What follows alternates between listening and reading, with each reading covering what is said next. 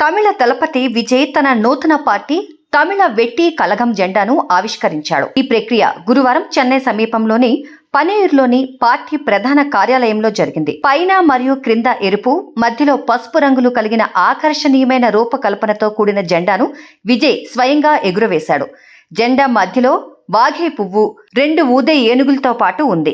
తమిళ చరిత్రలో భాగమైన వాఘే పువ్వును పురాతన యోధులు తమ విజయ చిహ్నంగా ధరించేవారు. అనంతరం విజయ్ తన ప్రసంగంలో జెండాను కేవలం పార్టీ చిహ్నంగా కాకుండా తమిళనాడు భవిష్యత్ తరాలకు ఆశా చిహ్నంగా ప్రారంభించానని తెలిపాడు. ఈ కార్యక్రమంలో పార్టీ జెండా పాటను కూడా ఆవిష్కరించారు.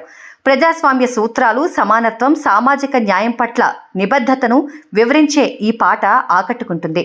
2026 తమిళనాడు అసెంబ్లీ ఎన్నికలలో పాల్గొనాలనే ఉద్దేశంతో ఇటీవలే విజయ్ తన రాజకీయ ప్రస్థానాన్ని ప్రారంభించాడు. ప్రస్తుతం విజయ్ వెంకట్ ప్రభు దర్శకత్వంలో ది గోట్ సినిమాలో నటిస్తున్నాడు. ఇప్పటికే అన్ని కార్యక్రమాలు పూర్తి చేసుకున్న ది గోట్ సెప్టెంబర్ 5న విడుదలకు ముస్తాబవుతోంది.